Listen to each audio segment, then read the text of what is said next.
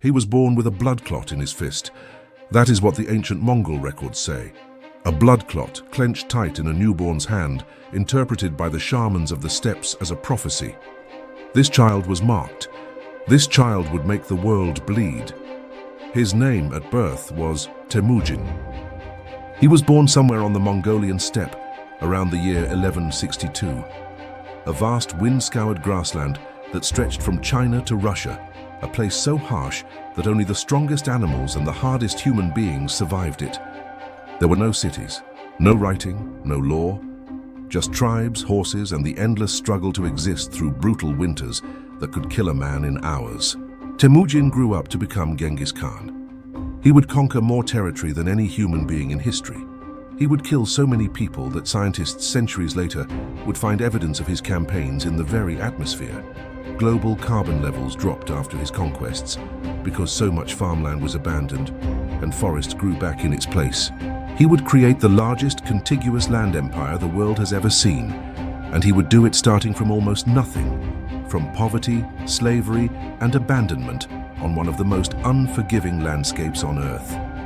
This is the full story of Genghis Khan, and it is unlike anything you have been told. Part 1: The Making of a Conqueror.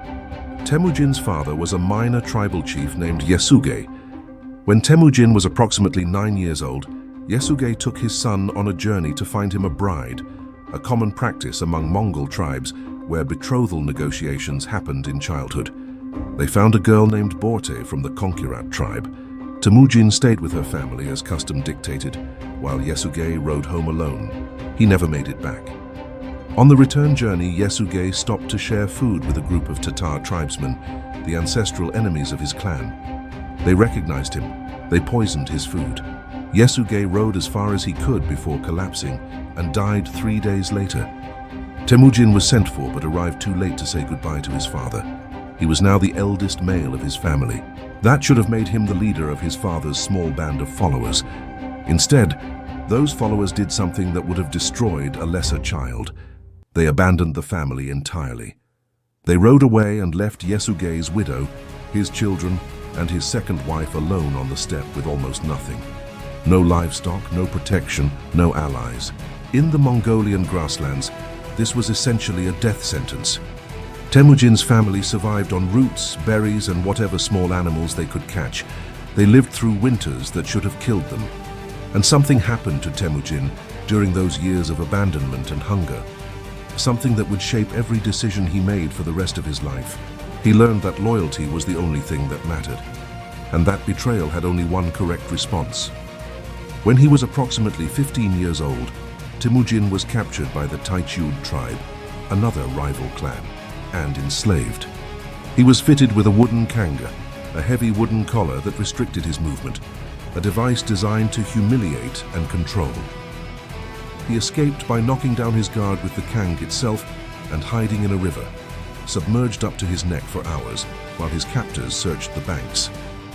A member of a rival family helped him escape at great personal risk. Temujin never forgot that act of loyalty. He rewarded it for the rest of his life. He was 17 when he retrieved his promised bride, Borte, and married her. She was his anchor, his constant. In a life defined by war and movement, Borte remained the emotional center. When she was abducted by the rival Merkit tribe shortly after their marriage, taken as revenge for a kidnapping carried out by Temujin's father a generation earlier, Temujin did not accept it.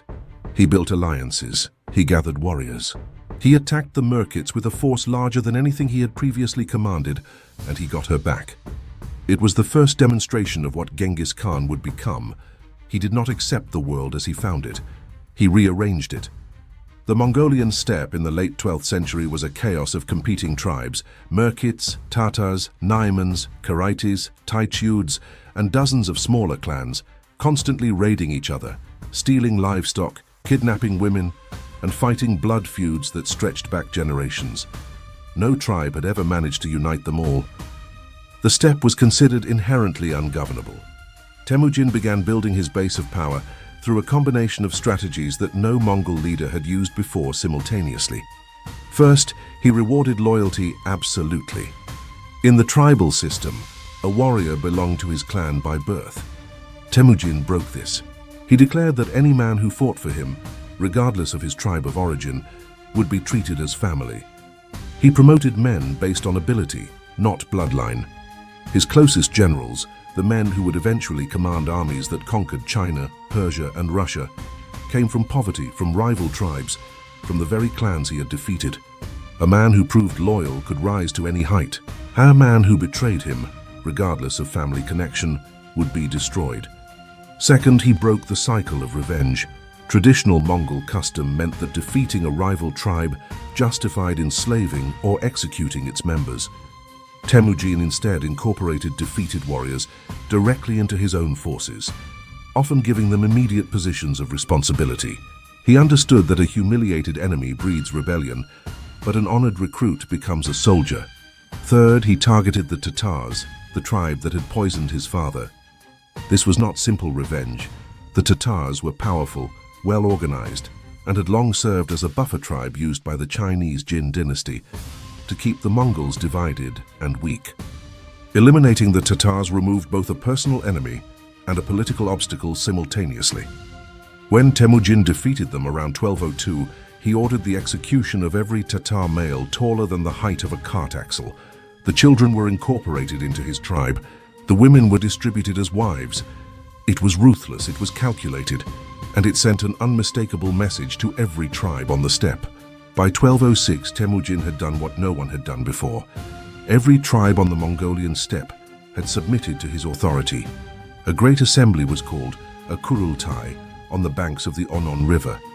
There, the assembled chiefs and warriors acclaimed him with a title never before given to any Mongol leader. Genghis Khan, universal ruler. He was approximately 44 years old. He had spent those 44 years being abandoned, enslaved, betrayed, and nearly killed multiple times. And he had turned every one of those experiences into fuel. What he built next would change the entire world. The army that Genghis Khan assembled was unlike any military force that had existed before it, and military historians are still studying its organizational principles today. At its foundation was the decimal system. Every unit of his army was organized into groups of 10, 100, 1,000, and 10,000 warriors. The 10-man unit was called an arban. The 100-man unit was a zun. The 1,000-man unit, the core tactical formation, was a mingan. And the 10,000-man unit, the largest, was called a tumen. This created a chain of command so clear and efficient that orders could travel from Genghis Khan himself to individual soldiers across a battlefield in minutes. Every Mongol warrior was a cavalry soldier. Every man maintained a string of horses, typically 3 to 5 per warrior, so that the army could move at speeds that infantry-based armies of the period could not comprehend. A Mongol army could cover 60 to 100 miles per day when it needed to. By comparison, a typical medieval European army considered 15 to 20 miles a day exceptional progress. Genghis Khan's forces were not just more powerful than their enemies, they were faster. They arrived where they were not expected, when they were not expected, in numbers that defied belief. The Mongol bow was a weapon of devastating technical sophistication. Constructed from a composite of wood, bone, and sinew, it could deliver arrows with lethal force at distances up to 300 meters, far outranging any competing bow of the period. Every Mongol warrior could fire accurately from horseback at full gallop.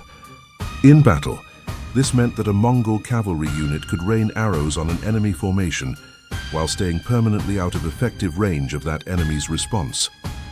But perhaps the most underappreciated element of Genghis Khan's military dominance was his intelligence network.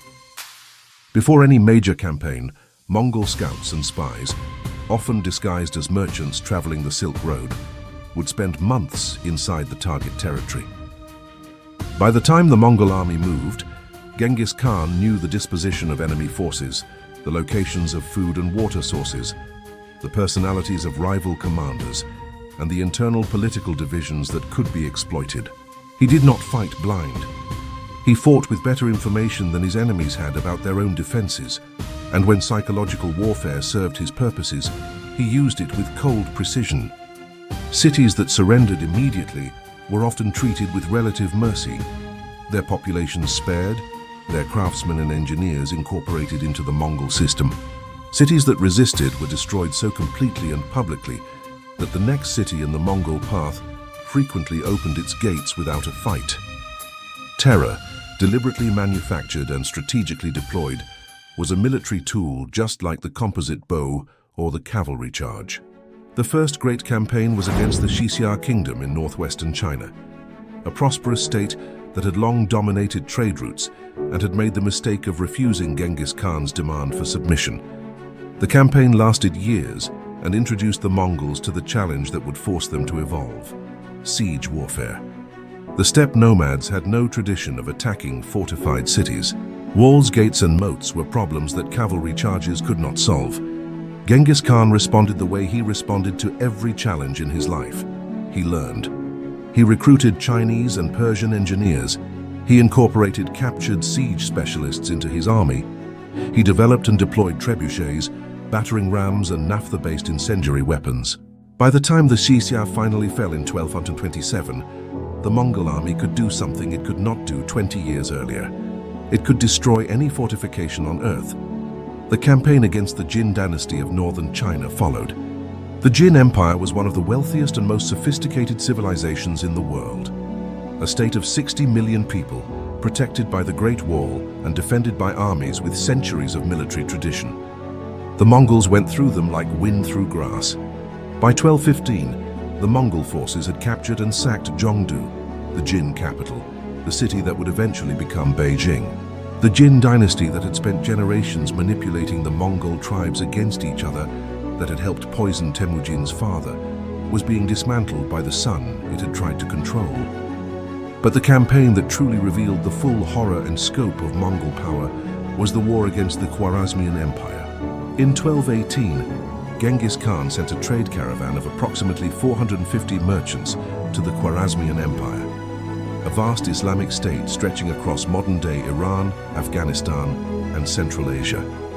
The governor of the border city of Otrar accused the merchants of being spies and executed them, confiscating the goods. Genghis Khan sent ambassadors demanding justice. The Khwarazmian Shah Muhammad II had the lead ambassador executed and the others mutilated, their beards shaved off, the ultimate insult in Mongol culture. What followed was one of the most savage military campaigns in all of human history. The Mongol invasion of the Khwarazmian Empire began in 1219 with an army of somewhere between 90,000 and 200,000 warriors. Historians debate the exact number. The campaign lasted less than 3 years. In that time, cities that had stood for centuries were reduced to rubble. Samarkand, one of the greatest cities on the Silk Road, a metropolis of perhaps 400,000 people, fell in days. The population was sorted. Craftsmen were taken to Mongolia, soldiers were conscripted into the Mongol army, and the remainder were massacred. Bukhara, Urgench, Merv, Nishapur, each fell in turn. Persian sources record that Merv alone lost over 1 million inhabitants, though modern historians believe this figure is likely exaggerated. Even at a fraction of that number, the scale of destruction was catastrophic. The Khwarazmian Shah fled rather than fight, dying alone on a small island in the Caspian Sea. His empire, which had seemed one of the most powerful in the world, ceased to exist within 3 years of insulting a Mongol trade caravan. The message was received across the known world. At its height under Genghis Khan and his immediate successors, the Mongol Empire stretched from the Pacific coast of China to the doorstep of Western Europe, an area of approximately 24 million square kilometers. Nothing before or since has come close to it as a single contiguous empire. And within that empire, Genghis Khan created something that his reputation as a destroyer tends to obscure. He created stability. The period following the conquests is known in history as the Pax Mongolica, the Mongol Peace. For roughly a century, the Silk Road trade routes were safer than they had ever been. Merchants could travel from China to Europe without fear of banditry, because the Mongols maintained order across the entire route with ruthless efficiency. Marco Polo's famous journey to China was possible because of the infrastructure Genghis Khan built.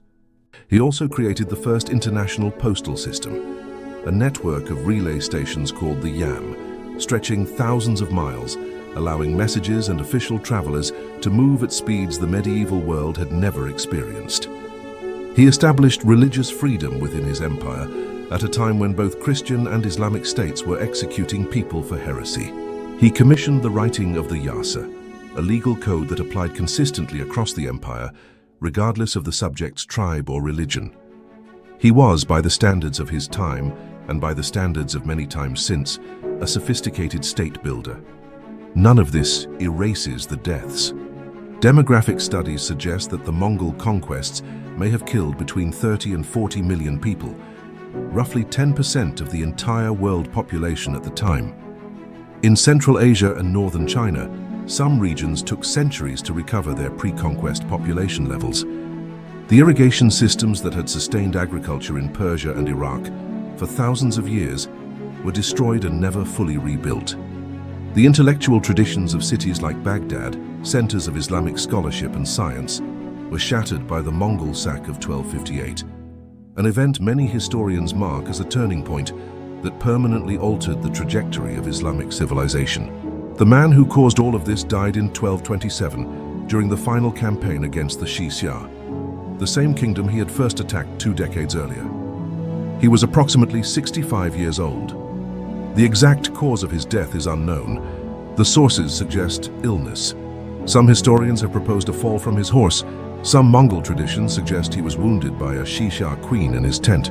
His body was carried back to Mongolia in secret, and he was buried in an unmarked grave in a location that remains unknown to this day. According to legend, the soldiers who accompanied his funeral procession killed everyone they encountered on the route to prevent the location from being revealed. A river was diverted over the grave to conceal it permanently. The man who had spent his life making the world remember his name arranged in death to be completely forgotten in the one way that mattered to him most. Here at Ancient Atlas, we have spent time with many of history's most consequential figures. But Genghis Khan stands apart, not because of the scale of his conquests, though that scale is staggering. He stands apart because of where he started. Every other conqueror in history began with something. Alexander the Great inherited the finest army in the Greek world and the resources of Macedon. Napoleon rose through the structure of a revolutionary military that already existed. Caesar came from one of Rome's most powerful families. Genghis Khan began with a blood clot in his fist, a dead father, and a family abandoned in the snow. What he built from that beginning, for better and for devastating worse, reshapes our understanding of what a single human life can do to the course of history. The Mongol Empire is gone. The cities it destroyed have been rebuilt, or replaced, or simply lost. The tens of millions of dead are beyond counting and beyond imagining. And yet the world we live in today, the trade routes, the diplomatic frameworks, the concept that different peoples with different religions can exist under a single legal system, bears the fingerprints of a man born on a freezing steppe more than 800 years ago, who survived everything the world threw at him and threw it all back harder. Temujin, Genghis Khan, universal ruler, the most consequential human being who ever lived, depending on whether you survived him.